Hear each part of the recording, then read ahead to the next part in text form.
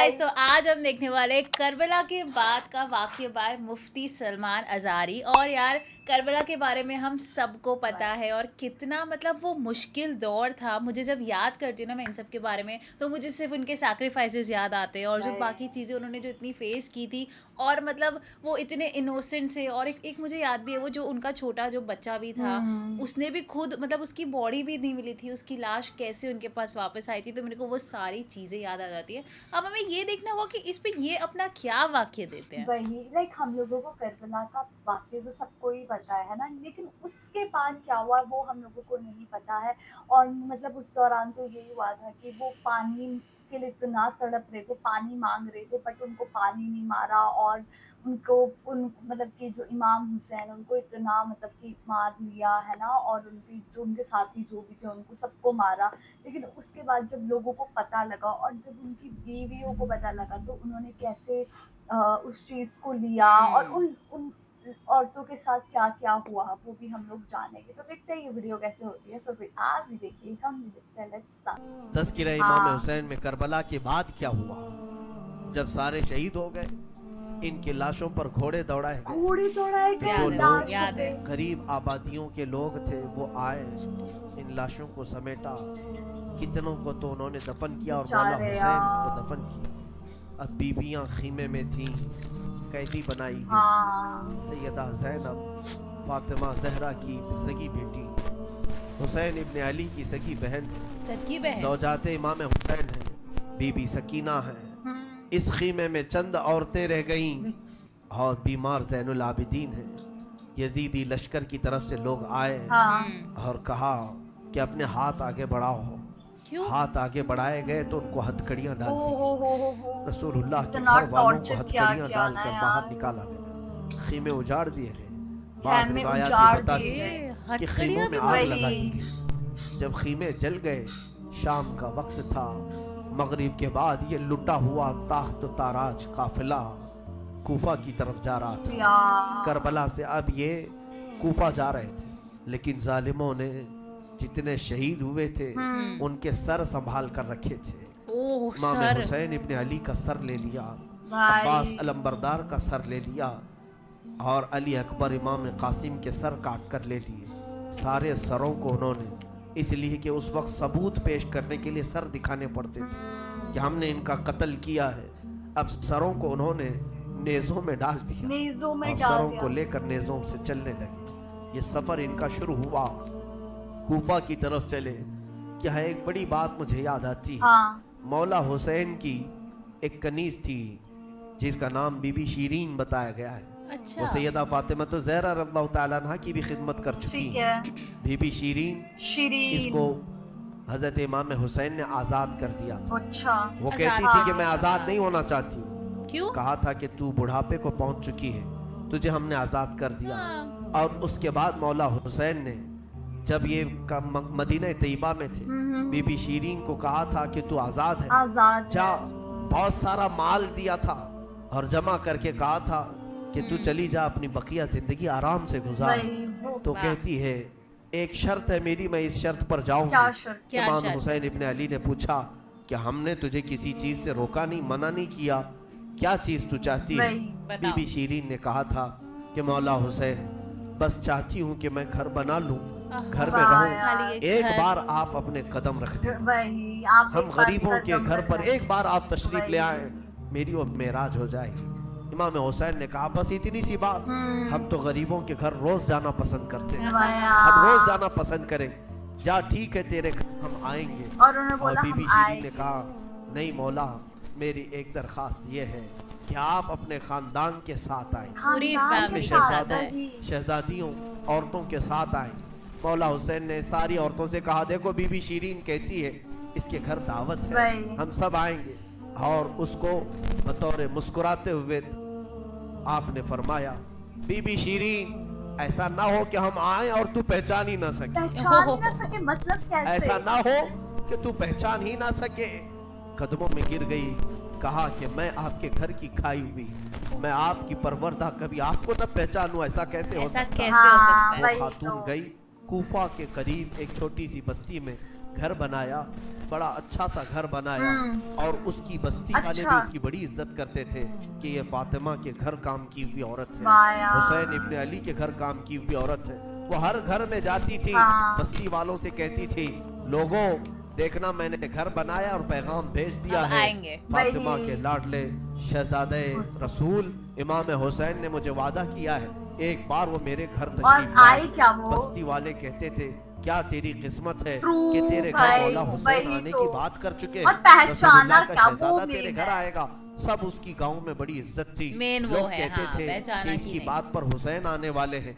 एक बार जैसे ही बीबी शीरीन को खबर हुई कि इमाम हुसैन मदीना से मक्का निकल चुके हैं और मक्का से कूफा आने वाले हैं, वाह। जैसे ही ये खबर मिली तो उसने पैगाम भिजवाया और फिर अपने घर को रंगो रोगन करना शुरू कर दिया। मतलब कमरे उन्हें पता था सजाए कि वो कि आएंगे। मौला हुसैन का वही। काफिला आ रहा है और कूफा जाने वाले हैं और मेरे घर पर ठहरेंगे। जंग की कोई खबर ही नहीं थी। ओह। गांव वालों को जैसी इत्तला हुई, गांव के सारे लोग उसके साथ मिल गए। वाह। पूरे गांव में सारे लोग घरों की तैयारियां कर रहे थे और सब लोग रोज इंतजार करते।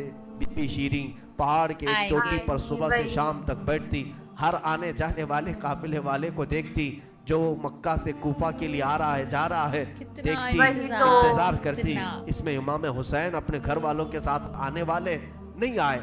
कई दिन गुजर गए, कई दिन गुजर गए और इसी रात, इसी जमाने में एक रात ऐसी आई कि उसके घर एक औरत आई। ओह। कहा बीबी शीरीन उठो जल्दी। कहा क्या? कि हाकिमे बसरा वाह, इब्ने जियाद का आ गए। लश्कर बहुत बड़ा लश्कर है और वो लश्कर बाहर आया हुआ है। तेरा बड़ा घर है, वो चाहते हैं कि आज की रात ओह, तेरे घर में उन्होंने गुजारें। रखा कि कहा नहीं कौन रखा? लोग हैं, क्यों आए हैं?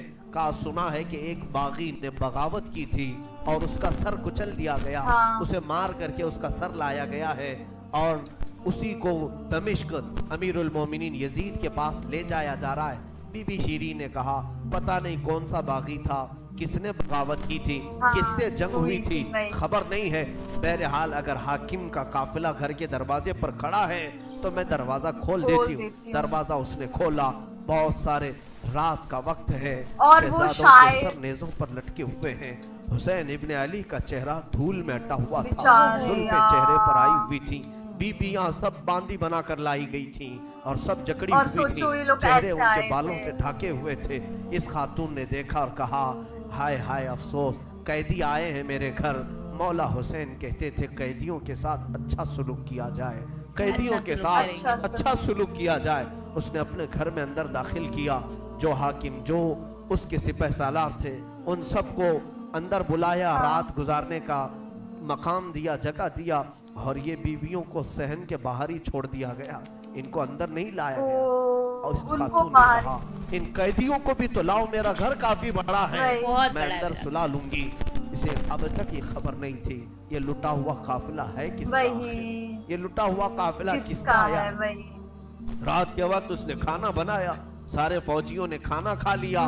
तो बीबी से कहा उन कैदियों को खाना मत देना, वो क्यों? खाने के मुस्तहिक नहीं। हाँ। उसने चिल्ला करके कहा देखो हमारा दस्तूर ये है कि मैं फातिमा के घर काम कर चुका। वाह। वहाँ फाके तो रखते थे लोग, घर में फाका तो होता था, आहा, लेकिन क्या बाहर आने वाले बात है। मेहमान को इतनी नहीं रखते। बड़ी मेहमान खाना को उनका। नहीं रखते। बाकी वही हूँ, जिस तरह के हूँ, मुझसे जो बन सकेगा मैं खिलाऊं। वही उसने खाने बनाए और उसके बाद लेकर के आई और उसके बाद खाना जब सैयदा बीबी जैनब के पास रखा हाँ। तो बीबी जैनब ने अपने दोनों हाथ दिखाए जो पीछे बंधे हुए। बेचारे।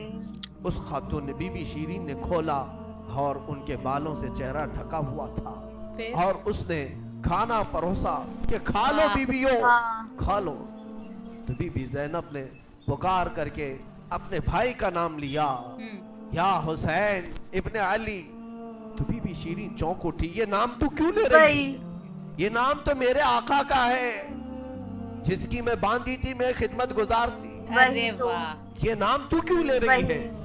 बीबी जैनब कहती है बीबी शीरीन क्या हमने तुझे पहचान लिया? बाबा नहीं कहते थे, किसी दिन मेरे हम तो घर यार पर आए और तू goosebumps पहचान से ही आ ना सके। गया।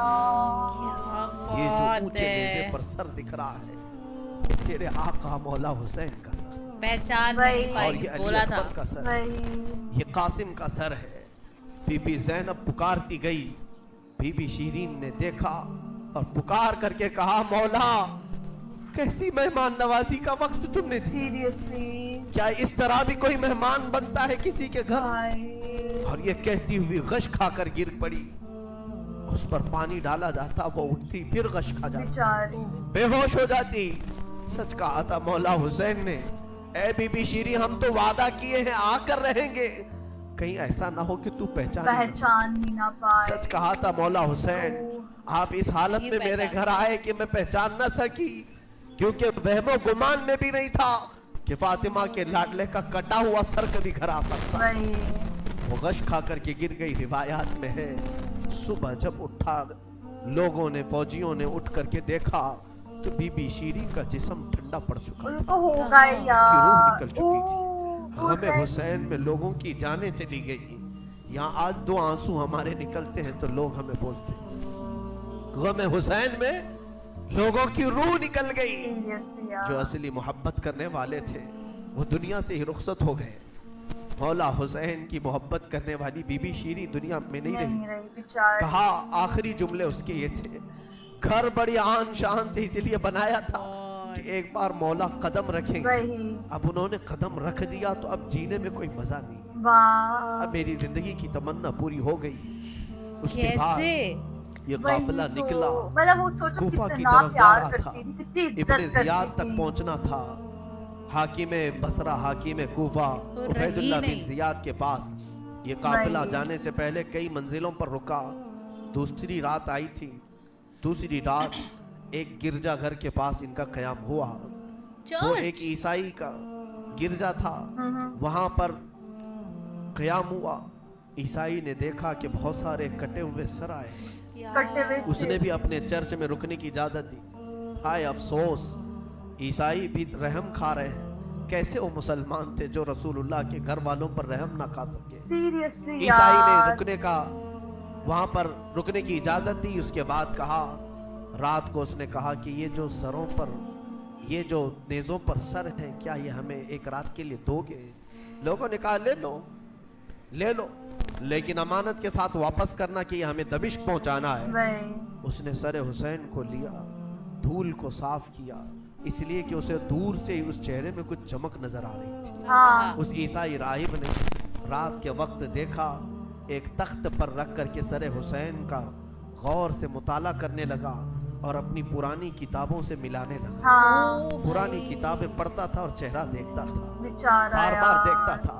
फिर चीख करके कहा, हाँ मैं अपने मकाम को पहुंच गया, मैं अपने इसलिए कि मुकद्दस किताबों में लिखा हुआ है नबी के आखिरी नबी का नवासा जुल्मन कत्ल किया जाएगा और इस रास्ते से जाएगा और यहाँ की गिरजा में अगर रुके वो तो लिखा हुआ गिरजा था में मतलब जो ये सब। खिदमत गुजार है वो उसकी खिदमत खिदमत करे, करे। मौला उसे जन्नत अता करे। जन्नत वो अदा ईसाई करेगा। राहिब कहता है वो चेहरे में सारी अलामतें जो किताबों में लिखी यही हैं। वो ईमान ले आया, कलमा तैयबा पढ़ा, इस्लाम कबूल किया। रात में उसकी दुनिया बदल गई। मेरे अजीजों, इसी को कहा जाता है इस्लाम जिंदा होता है हर करबला के वाह बाद। यार। हुसैन के इंतकाल के बाद भी इस्लाम फैल रहा, सोचो, ईमान दूसरों वही। को बांट रहे हैं। सुबह तक उस गिरजा में रुके, फिर दिन पूरा गुजारे और शाम के वक्त ठंडे वक्त में कूच करने का इरादा किया। हाँ। और सर इमाम हुसैन जो इन लोगों ने नेज़े पर लिया था उसको एक जगह गाड़ दिया गाड़ दिया। और वही उसके तो। बाद अपने पानी वगैरह के इस्तेमाल के बाद काफिले को कूच करने का हुक्म दिया।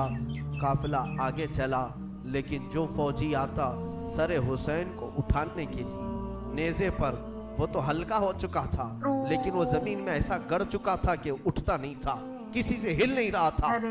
बहुत लोगों ने कोशिश की, फिर आकर के उन्हीं जालिम यजीदियों ने बीबी जैनब से कहा, ए खातून, ये तुम्हारे भाई का सर जमीन पर ऐसा तुम्हारे जमा हुआ है, भाई। हटता नहीं है, आगे बढ़ना है हमें, कितना ये हटता heart नहीं है। breaking होगा बीबी यार। जैनब ने गौर से देखा और कहा, काफिले में देख लो सब है या नहीं, काफिले में सब है या नहीं। देख लो एक वही। देखा गया तो बीबी सकीना काफिले में नहीं थी, काफिले में मौजूद नहीं थी। बीबी जैनब ने कहा, वो मेरा गयूर भाई है, अपने खानदान वालों को छोड़कर कहीं जाता नहीं, वही। हाँ अपनी बच्ची का गम होगा, आगे नहीं बढ़ता, तलाशो सकीना कहाँ है। सकीना, उनकी लोगों ने बेटी। ढूंढना शुरू किया। कहाँ गए पहाड़ की सकीना? एक छोटी सी चोटी पर वो बैठी हैं और एक खातून की गोद में बैठी हैं। कोई एक खातून है, उसे सहला रही है, थपकियां दे रही कौन है है। वो? बीबी सकीना 9 साल की उम्र में एक बड़ी 9 मुअज़्ज़ज़ साल खातून की की छोटी। गोद में हिचकियां ले लेकर रो रही बेचारी। है और कुछ बातें कर रही हैं। बीबी ज़ैनब ने दूर से देखा, खानदान की कुछ औरतें और आई, पुकारा, सकीना जाने का वक्त हो गया, तुम यहाँ क्या कर रही हो? हाँ, दौड़ फिर? करके जैसे ही सकीना के करीब आए तो देखा न वहाँ औरत थी न कोई खातून थी। सकीना को उठाया, क्या कर रही थी तुम यहाँ, कैसे आई? हाँ। कौन औरत किससे बात कर रही थी? वही। सकीना ने कहा, मैं जानती नहीं थी, यहाँ हाजत के लिए आई थी। अचानक एक खातून नमोदार हुई, अरे! उसने मुझे गोद में उठाया, बोसे देना शुरू किया, कौन मेरा था माथा वो? चूमा। मैंने पूछा कि तू कौन है? उसने कहा, है बच्ची तू नहीं जानती, मैं तेरी दादी फातिमतुज़ ज़हरा हूँ। ओ दादी। मैं फातिमतुज़ ज़हरा हूँ, रसूलुल्लाह की शहजादी हूँ। मैं अपनी दादी के गोद में सो गई। बड़ा नरम गोद था, बेचारी। बड़ी उनकी नाजुक हाथ थे और वो मुझे सहला रही थी और मुझसे पूछ रही थी कि कैसे करबला में क्या क्या हुआ, सुना बच्ची? मैं अली असगर की शहादत दादी को सुना रही थी, अली अकबर कैसे कत्ल हुए दादी को सुना रही थी। उनके आंसू बहते थे और मेरे जिस्म पर गिरते थे बेचारी और यार। मैंने करबला की सारी दास्तान अम्मा फातिमा को सुना रही। सैयदा ज़ैनब की चीख निकल पड़ी कि माँ फातिमा अब भी बेकरार है, इसलिए कि हज़रत इमाम मुस्लिम फरमाते हैं, एक बड़े बुजुर्ग हैं, ताबई हैं, वही। कहते हैं मैंने ख्वाब में देखा एक बूढ़ी खातून को, करबला का ये मंजर जो था 10वीं मुहर्रम को हुआ, 9 मुहर्रम को ख्वाब हाँ, देखे 10वीं मुहर्रम। या आशूरा की रात को उन्होंने ख्वाब देखा है। कहते हैं एक बूढ़ी औरत है, बड़ी उम्र वाली औरत है, जुब्बा उसके सर पर पड़ा हुआ है, झाड़ू लेकर मैदान झाड़ रही है, झाड़ू लेकर पूरा मैदान झाड़ा। झाड़ रही है। तो ये इमाम मुस्लिम फरमाते हैं, मैंने दूर से पुकार करके कहा, बीबी कौन हो हाँ। आप, ये मैदान क्यों झाड़ रही हो? उन्होंने पलटे बगैर कहा, ऐ शख्स, मैं रसूलुल्लाह की बेटी फातिमतुज़ ज़हरा हूँ, ये मैदान करबला है, मैं यहाँ झाड़ रही हूँ इसलिए कि कल मेरा लाडला यहाँ आएगा। गिरने वाला है, वही। कहीं कोई नोकीले कंकर उसके जिस्म में न चुभ जाए। बेचारी यार। मुझे दर्द होगा अगर हुसैन को कोई जमीन की कंकरियां चुभें, मैं साफ तो कर लूं। फातिमतुज़ ज़हरा का गम हम नहीं जान सकते मेरे अजीज, एहसास नहीं कर सीरियसली नहीं सकते। जान सकते। गम की दास्तानें बड़ी हैं, बहुत बिल्कुल हैं, नहीं। वाकयात सुनाने के लिए मेरे पास वक्त नहीं है, मैं समेटता हूँ। अजीज़ा ने गिरामी, ये ताख्त व ताराज काफिला, ये असीरान अहले बैत कूफा पहुँचे इब्ने ज़ियाद के महल में। इब्ने ज़ियाद ने देखा हुसैन इब्ने अली को ताने मारने लगा, कहा कि तुमने बड़ा गलत किया, तुमने यजीद के खिलाफ खुरूज किया, बगावत किया और उसके बाद बहुत सारी बेहुरमती करने के बाद इस काफिले को उसने दमिश्क रवाना किया। दमिश्क मुल्क शाम की राजधानी, आज भी मुल्क शाम में, जिसको इंग्लिश में दमस्कस कहा जाता है, दमस्कस। दिमश्क है वो असल। दिमश्क में जब ये काफिला पहुंचने लगा, वहाँ के हालात अलग थे। वही बाजार यार। शाम पर लानत हो, बाजार शाम पर का बुरा हो, वहाँ शाम का बाजार सजाया गया था, घर घर वहाँ सजाए गए थे और लोगों में ये जश्न का माहौल था कि आज बागियों के सर लाए जा रहे हैं और कैदियों को जकड़ करके मुल्क शाम खलीफा वक्त यजीद के दरबार में पेश किया जा रहा है। लोग छतों पर चढ़ चुके थे ये मंजर देखने के लिए, ये अलम जो उठा करके आ रहे थे लोग काफिले यजीद में। यजीदी लश्कर जो कूफा से दिमश्क दाखिल हो रहा था, दिमश्क के दरवाजे पर यह काफिला पहुंचा है, सरे इमाम हुसैन को नेज़े पर लेकर, अली अकबर, इमाम कासिम, अब्बास का सर लेकर ये लोग पहुंचे हुए हैं। अभी मुल्क शाम के बाजार में देखा, अचानक तबले बजना शुरू हो गए, ढोलों की आवाजें बुलंद हो गई, बाजे शुरू हो गए और बहुत ज्यादा बांसुरियां बजने लगी और इस जश्न के माहौल में इस काफिले को लाया जा रहा है। आगे लोग नाचते हुए जा रहे हैं, खेलते हुए जा रहे हैं कि फतेह मुबीन यजीद का अच्छा हो, जय जयकार लग रही थी। खानदान अहले बैत को कैदी बना करके लाया गया है। मेरे अजीजों, उस खानदान अहले बैत के साथ वहां जो मामलात हुए, कई लोग थे जो देखने के लिए दूर दूर से आए थे। दूर से एक सहाबी कहते हैं, मैं तिजारत के लिए गया था, तिजारत के लिए गया था तो मुझे खबर हुई कि आज अहले बैत का काफिला यहाँ आ रहा है, तो मैं दौड़ता हुआ पहुंचा और जैसे ही मैंने देखा, देख करके मैं जब्त ना कर सका, क्या वो हुआ? चेहरा आज नेज़े पर था जो कभी मेरे मुस्तफ़ा के कंधे पर हुआ करता। वो यार सहाबी कहते हैं उनके लबों पर मेरे आका अपने होंठ रखा करते थे, उनकी बेचार गर्दन को सूंघा करते थे। वो हुसैन की गर्दन को इन्होंने तलवार से अलग किया अलग हुआ कर था दिया। और नेज़े पर लाते थे। कितने वो सहाबी गलत दौड़ते हुए हुआ है आए, यार, कहा इतना मेरी गलत। जिंदगी का बुरा हो, मैं हुसैन का साथ नहीं दे सका, मैं हैदर के घर वालों का साथ नहीं दे नहीं दे सका। सका। बच्चियां थीं जो कैदी बनाकर लाई गई थीं, दौड़ करके वो सहाबी आए और बीबी सकीना के पास आए। नन्ही सी 9 साल की उम्र की बच्ची भी कैदी बनकर आई, दौड़ करके साथ करीब आए, पूछा कि बच्ची मैं तुम्हारे गम में बराबर का शरीक शरीक हूँ, हूँ भाई। मैं भी तुम्हारे गम में साथ हूँ, अहले बैत का मैं वफादार हूँ। उन्होंने तवज्जो नहीं की, इसलिए कि बीबी सकीना कहती हैं हम तो दुनिया से मायूस हो चुके थे, हमने कटने के वक्त किसी को आते हुए नहीं देखा, नहीं अब तमाशा देखने के लिए बहुत सारे लोग क्या आते है? हैं, तवज्जो नहीं की। उस सहाबी रसूल ने आगे बढ़कर कहा कि ए सकीना मैं तुझे जानता हूँ, तू हुसैन की बेटी है, हुसैन तू की फातिमा बेटी की है, वही लाडली तो। है, तू शेर खुदा के घर की शहजादी, बता कोई हाजत हो, कुछ खाना पानी कोई चीज। हाँ। अल्लाह अल्लाह, ये भूखे और प्यासों ने कभी खाना किसी से नहीं मांगा। इसी से पूरी देखो दास्तान यार, करबला इमाम सुनना, देखना, कभी इमाम इन्होंने रोटी वही, नहीं मांगा, खाना हाँ, कभी पानी जरूर मांगा। पानी मांगा पर खाना पानी नहीं। मांगना इंसानियत के लिए ऐब नहीं, वही खाना रोटी मांगना मोहताजी की अलामत हो सकती है। पानी नहीं यार। बीवी सकीना ने कहा कि बड़ी हाजतें पूछ रहे हो, क्या मेरी हाजत पूरी करोगे? कहा बताओ बच्ची, मैं अपनी तरफ से जो हो सके करूंगा, मेरे पास पैसे है, माल है, मैं उससे जो चाहे करूंगा। हाँ। बीबी सकीना ने सिर्फ एक दरखास्त की क्या? कि मेरे नाना के साहबी बस इतना काम कर लो कि ये जो ऊंचे नेज़े पर मेरे बाबा का सर है, हुसैन इब्ने अली का, इस सर को थोड़ा आगे बढ़ा दो, ये जो जुलूस में जा रहा है आगे बढ़ा दो। हमारे घर की बच्चियां गौर से सुनो, और सोचो ये मेरे 9 घर की साल की औरतें बच्ची बोल रही कान है। खोल करके सुनो, 9 साल की बच्ची क्या ख्वाहिश जाहिर कर रही है। वही कहा, तो मैं बोल रही हूँ। अगर वो नहीं पढ़ते हैं तो उन्हें पैसे दे, वो इनाम देकर आगे बढ़ाओ। हाँ। तो साहबी ने पूछा कि इस सर को तुम्हारे करीब रहना अच्छा है, तुम्हारे करीब रहना अच्छा है, वही। आगे क्यों बढ़ाना चाहती हो? हाँ। ताकि बीबी उसको सकीना बुरा ने लग कहा, रहा होगा ना obviously। इसलिए कि लोगों का जुलूस बाप सर को देखने के लिए आ रहा है और सारे देखने कैदी बना करके लाए गए थे। बीमार ज़ैनुल आबिदीन हुसैन इब्ने अली रज़ियल्लाहु ताला अन्हु के शहजादे, वो कैदी बनाकर लाए गए थे। एक सहाबी वहां पर हाजिर हुए हैं, कहा कि कोई हाजत हो तो बयान फरमाए, हम आपके गम में शरीक हैं। हजरत इमाम ज़ैनुल आबिदीन ने कोई तवज्जो नहीं की, यहाँ तक कि एक सिपाही यजीद का ऐसा था जो थैला भर करके पत्थर लेकर चल रहा था, पत्थर लेकर? थैला भर कर क्यों? पत्थर लेकर चल रहा था और ताकि वो वो बाहर मार खड़े हुए लोगों में पत्थर बांटता था कि कुछ पत्थर तुम लोग बरसाओ।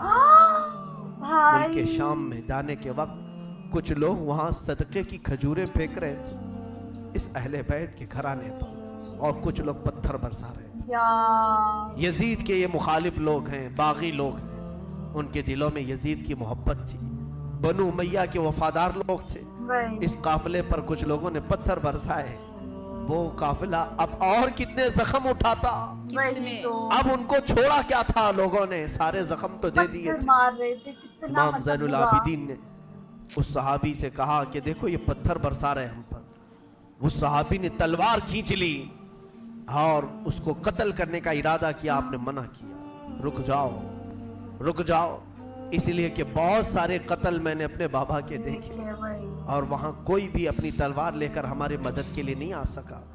इमाम ज़ैनुल आबिदीन का ये लुटा हुआ काफिला यजीद के दरबार में लाया गया और सर इमाम हुसैन को एक तश्त में रखकर पेश किया गया। ओह, ऐसे दिया गया। यजीद अपने हाथ में छड़ी लेकर मौला हुसैन के लबों पर मारता था और कहता था, हुसैन तुम्हारी जवानी खत्म हो तुम्हारी गई, जवानी काश खत्म तुम हो मेरी बैत कर लेते तो तुम जिंदगी से हाथ नहीं धोते और कभी मैं नहीं चाहता कि तुम्हारा कत्ल हो जाए। उसने झूठे अल्फाज में लोगों को इस तरह वरगलाया। सैयदा झूठे ज़ैनब ने अल्फाजों वहां में? पर एक जुरतमंदाना खुतबा दिया था। मौला हुसैन की सगी बहन यजीद के दरबार में खुतबा दी थी यार। और उसके बाद फिर ये असीरान अहले बैत को यहाँ मुल्क शाम में चंद दिन ठहराया गया और आज़ाद किया गया। मदीना तैयबा के लिए रुखसत करने का हुक्म हुआ। ये लुटा हुआ काफिला मदीने आया। अल्लाह अल्लाह, मदीने को जब ये लोग पहुँचे, अहले मदीना कहते हमको वो शहादत की खबर पहले से मिल गई थी। अच्छा, उनको पहले से करबला ही में मिल गई थी। मौला हुसैन का कत्ल हो चुका है, खानदान अहले बैत के साथ बुरा सुलूक हुआ है, पूरा मदीना सरहद पर आकर खड़ा हो गया था। मदीने के बाहर इंतजार में वहां नन्ही सी सुगरा भी थी, मौला हुसैन के कुछ घर वाले भी थे, वो इंतजार में थे। जैसे ही लोग मदीने तैयबा में दाखिल होने लगे, बीबियों को देखकर मदीने वाले चीख पड़े, भाई। सारे मदीने वाले ज़ारो कतार रोने लगे। Obviously, सीधा ये काफिला आया बारगाह रसूल में, मुस्तफ़ा सल्लल्लाहु अलैहि वसल्लम की कब्र अनवर के पास पहुंच गया। कितना और दुख फिर हुआ बीबी होगा। ज़ैनब वहां खड़े होकर शुरू से लेकर आखिर तक की दास्तान सुनाने मेरे आका को सुनाने लगी। या रसूल अल्लाह, आपका दोष पर सवार होने वाला शहजादा, आपका आया महबूब है। नजर हुसैन बड़े जख्मों से चूर चूर था।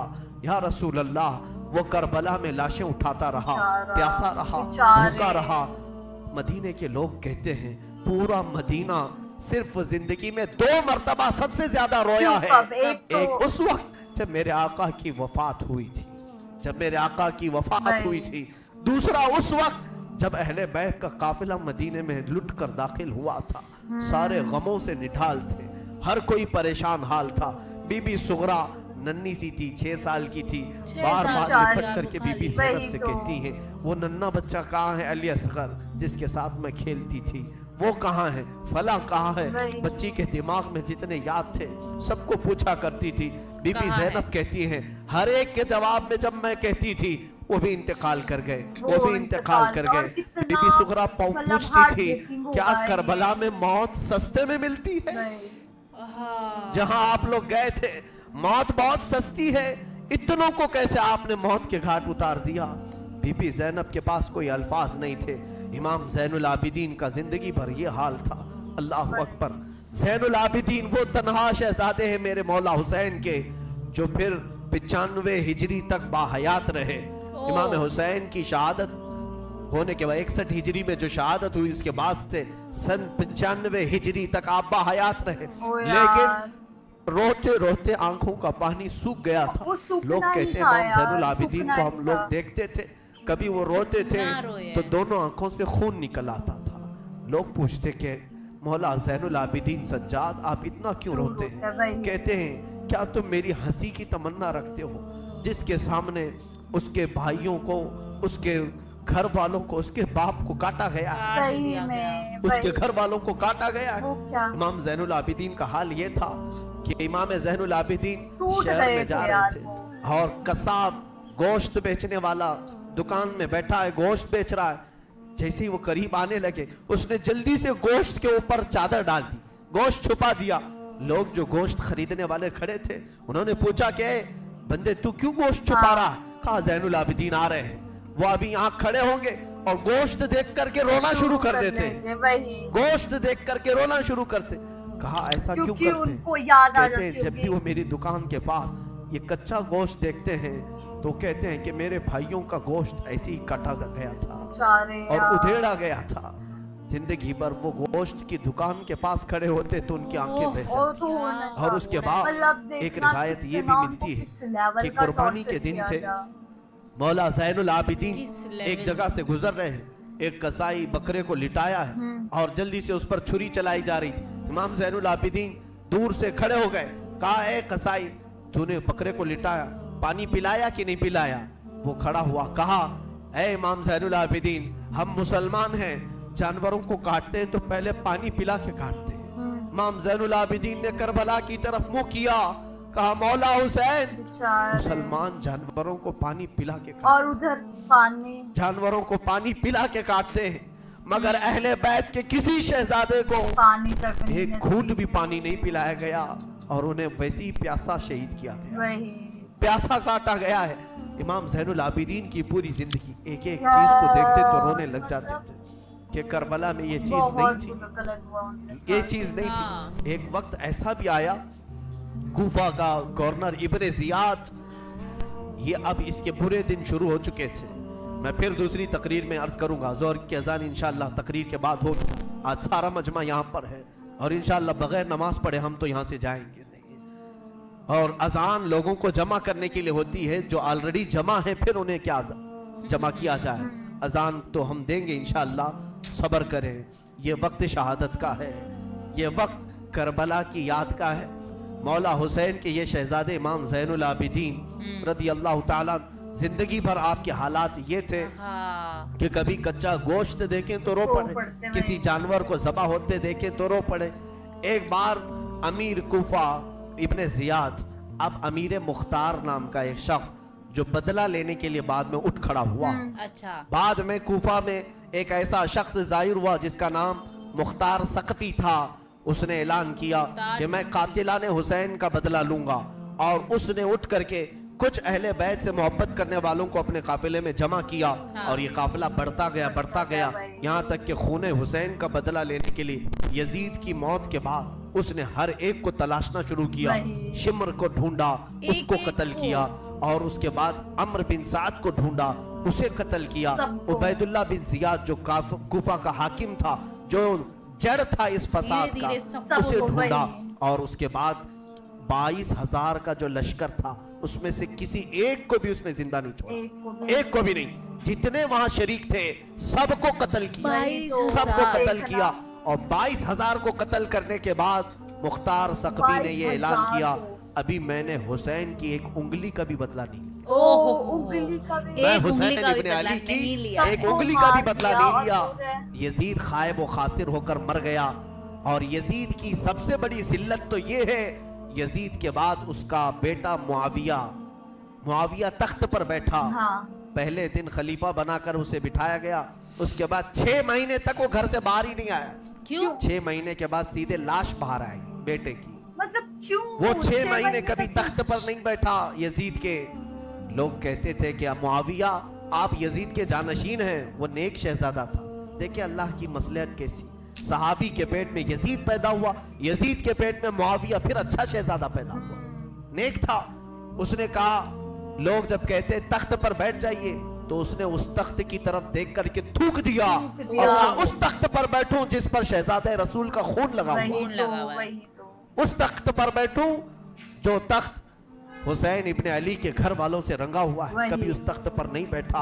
उसकी यजीद की सबसे बड़ी जिल्लत तो इसी पे है कि उसका खुद का बेटा उसके तख्त पर थूक दिया, नहीं बैठ सका। लेकिन हुसैन का चर्चा आज भी है, हुसैन के शहजादे गली कूचों में हर जगह है, सादात की खुशबू तुम महसूस करोगे आज भी। हुसैन इब्ने अली के ये साहबजादे ज़ैनुल आबिदीन जहां पर रह रहे थे खीमे में, तो एक मर्तबा ऐसा हुआ कि इब्ने जियाद जान बचाता हुआ भागता हुआ निकल आया, क्योंकि मुख्तार सकफी उसके पीछे लग गया था, अपने सवारियों को दौड़ा दिया था। उसके पीछे के उबैदुल्लाह बिन जियाद जहां भी मिले उसे पकड़ करके लाओ, उसे पकड़ करके लाओ। तो सब उसके पीछे लग गए। मुख्तार सकफी के डर से उबैदुल्लाह बिन जियाद जान बचाता हुआ भागता हुआ एक खीमे में आया। वो खीमा किसी और का नहीं, इमाम ज़ैनुल आबिदीन का। वहां पर पहुंच गया। आप कुरान पाक की तिलावत में मसरूफ थे। मुख्तार सकफी के डर से आने वाला ये उबैदुल्लाह बिन जियाद हाँप रहा था, कांप रहा था। इमाम ज़ैनुल आबिदीन ने सर उठा करके देखा, क्या बात है? क्या बात? हाँ, प्यास की शिद्दत है, अगर तुम्हारे पास पानी हो तो पिलाओ। इमाम ज़ैनुल आबिदीन ने फौरन खटोरी भरी और पानी दिया। उसने पानी पिया और फिर कहा और पानी मिलेगा। कितनी प्यास है। और एक कटोरी भरी और फिर पानी पिलाया। उसने पिया 3 कटोरियां पानी। उबैदुल्लाह बिन जियाद ये सोचने लगा शायद इमाम ज़ैनुल आबिदीन ने मुझे पहचाना नहीं। हाँ। उसने कहा आप मुझे नहीं पहचाने होंगे शायद। आपने चेहरा उठाया तो आंखों में खून था, आंखों में खून था। कहा है जालिम, तुझे नहीं पहचानूंगा, तेरी वजह से मेरा पूरा घराना लूट गया, मेरा पूरा खानदान तूने तबाह कर दिया और कह रहे हो भूखा और प्यासा करबला में तड़पाया, तुझे नहीं पहचानूंगा। तू उबैदुल्लाह बिन जियाद बदबख्त नहीं है। तो उसने कहा जब आपने पहचाना तो पानी पिला रहे हो। इमाम ज़ैनुल आबिदीन ने कहा जो तूने हमारे साथ सुलूक किया वो तेरी फितरत थी, और हमने जो सुलूक किया है ये अहले बैत की फितरत। वाह, कितना बड़ा दिल है। अहले बैत की शान, जालिमों के साथ भी पानी पिलाने का सुलूक। इसीलिए मेरे अजीजों, आज अगर हमें कुछ आस है, उम्मीद है तो रसूल के इन्हीं शहजादों से वही कि हमारी बुराइयां हजार होंगी, लेकिन मुझे उम्मीद है कि इन हुसैन इब्न अली के शहजादों से अगर क़यामत के दिन एक बार हम कह देंगे पानी, पानी तो वही उम्मीद है कि ये अपने नाना के हौज़े कौसर से देंगे। हमें पानी वही जरूर पिलाए। ट्रू कितनी दर्द भरी ये जो पूरी मतलब करबला के बाद की कहानी थी यार। मैंने सोचा था करबला के वक्त जो हुआ वो बहुत ज़्यादा ही दर्दनाक था, बट ये जो उसके बाद जो चीज़ें हुई है ना, ये तो उससे भी ज़्यादा मतलब अलग लेवल की चीज़ें थी। और पता है मेरे को सबसे ज़्यादा गूज़बम्प्स उस लाइन पे आए जब वो बोल नहीं रहे थे कि वो पहाड़ के ऊपर बैठी थी, वो जो छोटी बच्ची थी, एंड वो बस है ना किसी से बात कर रही थी, एंड जब ऊपर जाके पूछा गया तो उन्हें बताया कि यार वो मेरी दादी थी।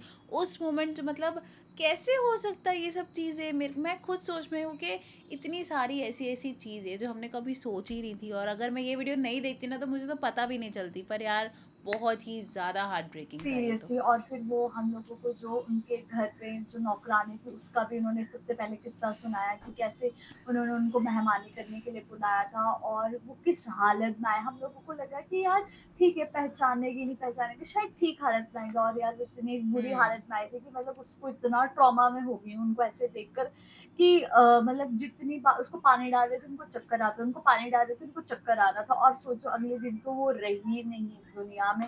तो मतलब कि रही किस नहीं। कितनी बुरी हालत होगी उनकी। और जो वो मतलब एक छोटा सा, आप सोचो 9 साल का बहुत। बच्चा है, वो है ना, वो सकीना वो ऐसे करके बोल रही है उनको कि जो मेरे पापा का सर है, जो मेरे पापा का सर है उसको थोड़ा मुझसे दूर करो। तो वो उनको कोई आके बोलता है तुम्हारे लिए तो अच्छा ही है ना कि तुम थोड़े पास रहोगे, बोलते नहीं मैं नहीं चाहती रहे क्योंकि लोग आ आके देख रहे हैं इसलिए। आप सोचो ये छोटी सी बच्ची ये चीज बोल रही है, तो लिटरली यार ये बहुत। बहुत हार्ट ब्रेकिंग किस्सा था एक। तो गाइज यही था हमारा रिएक्शन। आप लोगों को कैसा लगा जरूर बताइएगा। अगर अच्छी लगी इस वीडियो को तो लाइक करिए, शेयर करिए, कमेंट करिए। और सब्सक्राइब करिए। बाय। बाय।